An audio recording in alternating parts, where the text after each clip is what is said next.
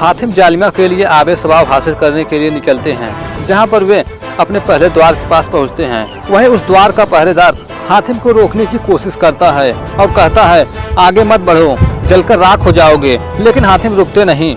वहीं दूसरी तरफ दुर्गापुर में सुनैना अपने भाई के पुतले के सामने खड़ी होती है और कहती है मैं क्या करूं सूरज, मैं बेबस हूं, कुछ समझ में नहीं आ रहा है। तुम्हें जीता जागता देखने की उम्मीद जैसे मुंह छुपा रही है। दिन पे दिन बीते जा रहे हैं, लेकिन हातिम को अभी भी पहले सवाल का भी जवाब नहीं मिला। अगर दज्जाल का दिया हुआ समय बीत गया तो, अगर हातिम को सातों सवाल का जवाब नहीं मिला तो। और कहती है नहीं सूरज, मैं तुम्हें नहीं खो सकती। उस मनहूस घड़ी को आने से पहले मैं दज्जाल की शर्त मान लूंगी और अपने भाई की जिंदगी के लिए मैं अपनी खुशियां कुर्बान कर दूंगी। और कहती है मैं दज्जाल के साथ शादी कर लूंगी। तभी सुनैना दज्जाल को आवाज लगाती है कि मैं शादी करने के लिए तैयार हूँ। तभी वहाँ सुनैना के अब्बू और अम्मी आती हैं और उन्हें समझाने की कोशिश करते हैं कि तुम ये क्या कर रही थी सुनैना। तभी सुनैना कहती है आखिर मैं क्या करूँ, मेरा भाई हमेशा हमेशा के लिए पत्थर बनकर रह जाए, ये मुझे मंजूर नहीं। तभी राजकुमार विशाल कहते हैं सुनैना, हमें हातिम पर विश्वास रखना होगा, वह जरूर सफल होगा। हमें हातिम पर विश्वास रखना होगा। दज्जाल के जादू का अंधेरा सूरज जरूर डूबेगा और हमारा सूरज इसमें हंसता हुआ खिलेगा। वहीं दूसरी तरफ हातिम पहले द्वार को पार कर रहे होते हैं। तभी उन दोनों पुतलों से आग निकलने वाली होती है और वह हातिम पर हमला करने वाला होता है, लेकिन हातिम नहीं रुकते और उस दीवार को पार कर जाते हैं। और हातिम की यह हिम्मत देखकर वे पुतले हातिम पर वार नहीं करते हैं। तभी वे पहरेदार कहते हैं अब तेरा क्या होगा होबो। तभी हातिम कहते हैं होबो, मैं इस तरह पहुंच गया हूं, तुम भी आ जाओ।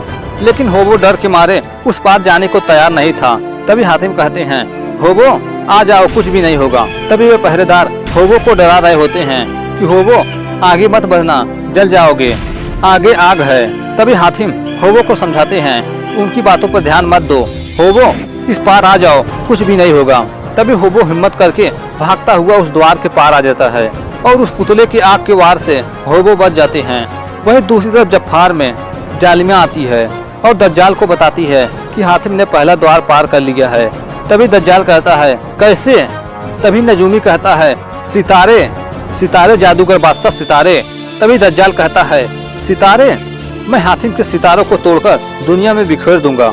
और दज्जाल जालिमा से कहता है जालिमा तुम हातिम पर नजर रखो। तभी जालिमा मन में कहती है नजर तो मेरी तुम पर है, समय आने पर मसल कर रख दूंगी। उसके बाद जालिमा वहाँ से चली जाती है। वहीं दूसरी तरफ हातिम उस दरवाजे की ओर जा रहे होते हैं। तभी होबो कहता है वो तो मैं ही पहले अंदर जा रहा था। तभी हातिम कहते हैं तो फिर आए क्यों नहीं। तभी होबो कहता है मैं तो तुम्हारा हौसला देखना चाहता था। तभी अचानक हातिम के सामने कुछ सिपाही आते हैं और वे कहते हैं यहाँ से कोई आगे नहीं जा सकता, हम इस दरवाजे के पहरेदार हैं। तभी अचानक हातिम और उन पहरेदारों के बीच लड़ाई शुरू हो जाती है और उन दोनों के बीच काफी समय तक लड़ाई होने के बाद हातिम और होबो उन सभी पहरेदारों को खत्म कर देते हैं। तभी अचानक वह दरवाजा वहाँ प्रकट होता है। तभी हातिम उस दरवाजे को छूते हैं। वहीं दूसरी तरफ जैस्मीन हातिम के बारे में सोच रही होती है। तभी वहाँ जैस्मीन के अब्बू आते हैं और जैस्मीन कहती है हातिम को गए कितना वक्त हो गया, लेकिन हातिम की कोई खबर नहीं मिली। वहीं दूसरी तरफ हातिम को उसी दरवाजे में उनका ही रूप दिखाई देता है और वह कहता है हातिम दरवाजे के अंदर जाने की कोशिश मत करना, यह दरवाजा सिर्फ जाने के लिए है, यहाँ से कोई भी नहीं लौट सकता। और कहता है मेरी बात मानो, लौट जाओ। और वह हातिम को भटकाने की कोशिश करता है, लेकिन उसकी कोई भी कोशिश किसी भी काम की नहीं होती और हातिम उस द्वार के पार चले जाते हैं। तभी होबो जैसे ही उस द्वार को पार करने के लिए जाते हैं, वैसे ही होबो का उनका एक रूप दिखाई देता है और वह कहता है होबो क्या हुआ, यहाँ क्यों आए हो। तभी होबो कहता है मैं नहीं आया हूँ, वो तो हातिम आया है, वो आबे सवाब को लेने के लिए। तभी वह कहता है अगर हातिम आबे सवाब लेने गया है तो तुम उसे लेने दो, उस तरफ मौत है, मैं तुम्हें मरते हुए नहीं देख सकता हूँ। और वह होबो को बहकाता है और होबो उसकी बात मान लेते हैं और दरवाजे के पार नहीं जाते हैं। वहीं दूसरी तरफ जालिमा को खबर मिलती है कि हातिम ने दूसरा दरवाजा पार कर लिया है और यह जानकर जालिमा बहुत खुश होती है। वहीं दूसरी तरफ दज्जाल से नजूमी कहता है हातिम का दूसरा दरवाजा पार करने का मतलब हातिम आबे सवाब से ज्यादा दूर नहीं है। अगर वह आबे सवाब ले आता है तो उसके पहले सवाल का जवाब उससे ज्यादा दूर नहीं होगा। वहीं दूसरी तरफ हातिम उस दरवाजे के पार जाकर एक अलग दुनिया में पहुंचते हैं और हातिम मन में सोचते हैं कि ये कैसी अजीब सी दुनिया है। यहाँ तो चारों तरफ सन्नाटा है, यहाँ जीवन का कोई नामो निशान नहीं है। यहाँ तो चारों ओर बंजर ही बंजर है। यहाँ आबे सवाब कहाँ मिलेगा। तभी अगले पल हातिम को काफी लोग दिखाई देते हैं। तभी अचानक हातिम के पीछे कोई आता है और वह हातिम के सिर पर वार करके उन्हें बेहोश कर देता है। वहीं दूसरी तरफ होबो दरवाजे के बाहर बैठे होते हैं और कहते हैं, वह कौन सा मनहूस घड़ी थी जब मैंने शहजादे के साथ जाने के लिए तैयार हो गया था। अब तो यह जगह सुनसान, होबो अकेला जान, न घर न मकान न खाने का सामान, कब तक बचेगी ये नन्ही सी जान। और वह जैस्मिन को बुलाता है और जैस्मिन के पास पहुंच जाता है और हातिम के बारे में बताता है कि वह दूसरे द्वार में चला गया है। तभी जैस्मिन कहती है, पर तुम हातिम के साथ क्यों नहीं गए। तभी होबो बहका देता है कि हातिम ने मुझे अंदर जाने से मना कर दिया। वही दूसरी तरफ हातिम को होश आता है तो वे पाते हैं कि वे किसी जंजीर में कैद होते हैं।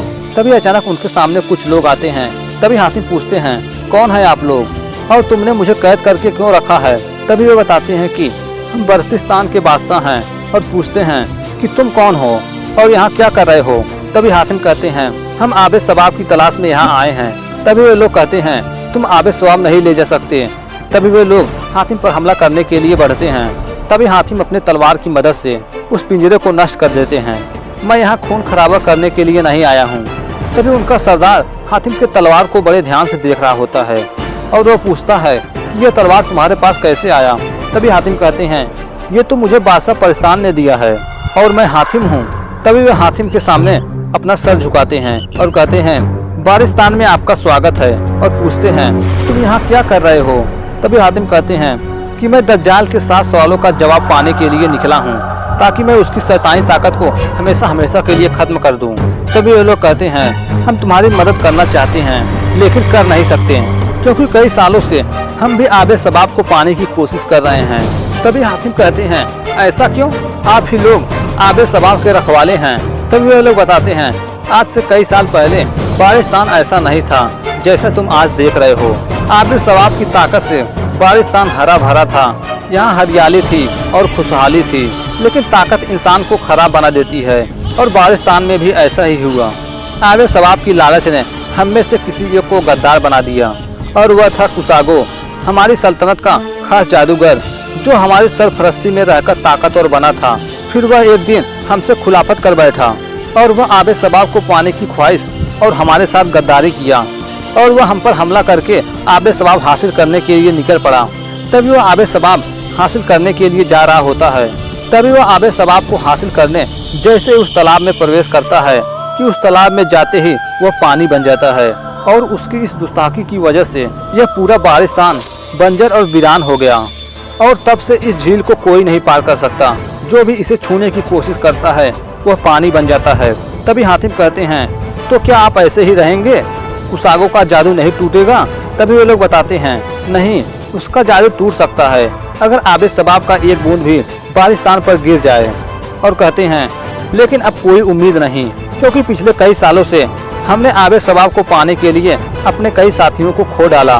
तभी हातिम उनसे वादा करते हैं कि मैं आबे सवाब को लेकर जरूर आऊँगा और फिर बारिस्तान को पहले जैसा बना दूंगा।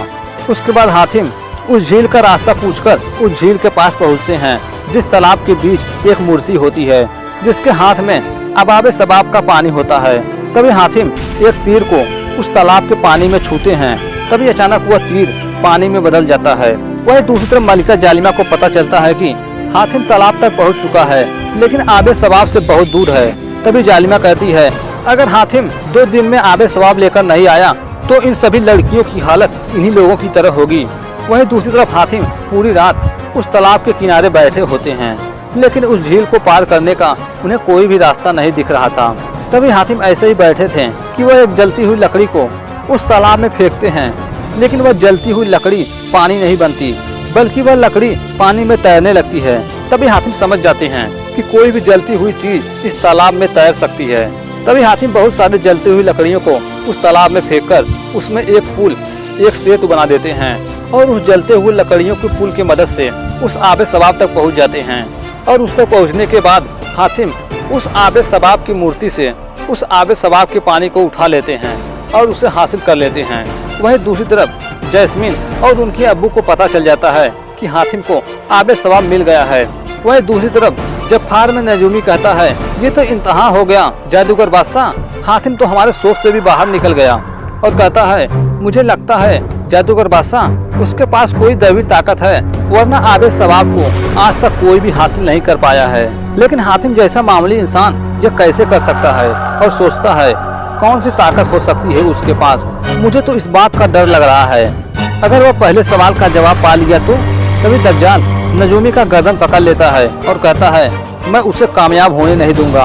वहीं दूसरी तरफ जादुई गोला जालिमा को बताता है कि हातिम आबे सवाब हासिल कर लिया है। तभी जालिमा कहती है अब मैं सदा बहार सदा जवान हमेशा बनी रहूंगी। वहीं दूसरी तरफ हातिम आबे सवाब के कुछ बूंद को बारिस्तान की जमीन पर गिराते हैं, जिससे सारा बारिस्तान पहले जैसा हो जाता है। तभी वो लोग हातिम का शुक्रिया अदा करते हैं और कहते हैं हातिम अगर आबे सवाब की एक बूंद भी बारिस्तान से बाहर पड़ी तो तहस नहस हो जाएगा। तभी हातिम कहते हैं ठीक है, हम इस बात को हमेशा ध्यान रखेंगे। उसके बाद हातिम आबे सवाब के पानी को लेकर उस द्वार से बाहर आते हैं, जिसके बाहर होबो भी होते हैं। तभी हातिम उस पानी को होबो को संभाल कर रखने के लिए देते हैं और कहते हैं याद रखना यदि इसका एक भी बूंद जमीन पर गिरा तो सब कुछ जल जाएगा, सब कुछ। वहीं दूसरी तरफ जालिमा को पता चलता है कि हातिम आबे सवाब के पानी को लेकर आ रहा है। तभी जालिमा अपने जादुई जिन को बुलाती है और कहती है जाओ जाकर हातिम को लेकर आओ, अब मैं आबे सवाब को पीने के लिए और इंतजार नहीं कर सकती। तभी वह जिन वहां से निकल जाता है। वहीं दूसरी तरफ दुर्गापुर में एक कबूतर एक खत लेकर आता है और सुनैना को देता है। तभी सुनैना उस खत को उस पत्र को पढ़ती हैं और जाकर अपने अब्बू और अम्मी से बताती हैं कि हातिम आबे सवाब को लेकर आ गया है, अब उसे अपने पहले सवाल के जवाब का रास्ता मिल जाएगा। वहीं दूसरी तरफ हातिम आबे सवाब को लेकर जंगल के रास्ते आ रहे होते हैं। तभी होबो के सामने एक पूरा होबो प्रकट होता है और कहता है होबो तुम्हारे हाथ में आबे सवाब है, पी लो उसे, सदा जवान रहोगे। तभी वहाँ एक अच्छा होबो प्रकट होता है। तभी होबो के पूछने पर वह बताता है कि मैं सच्चा होबो हूँ और वह बताता है जो तुम्हारे हाथ में है यह हातिम की अमानत है। तभी बुरा होबो कहता है इसकी बात मत सुनो, पी लो। तभी वे दोनों होबो आपस में उस होबो से कोई कहता है पी लो तो कोई कहता है मत पियो, तो कोई कहता है यह विश्वासघात होगा। लेकिन अंत में होबो निर्णय लेते हैं ठीक है मैं इसे नहीं पीऊंगा, मैं इसके कुछ बूंद को रख लूंगा। और वह उसके कुछ बूंद को किसी अलग शीशी में भर लेता है। उसके बाद हातिम और होबो कुछ दूर जाते हैं कि रास्ते में जालिमा का शैतान आता है और वो बताता है कि मुझे जालिमा ने तुम्हें लेने के लिए भेजा है।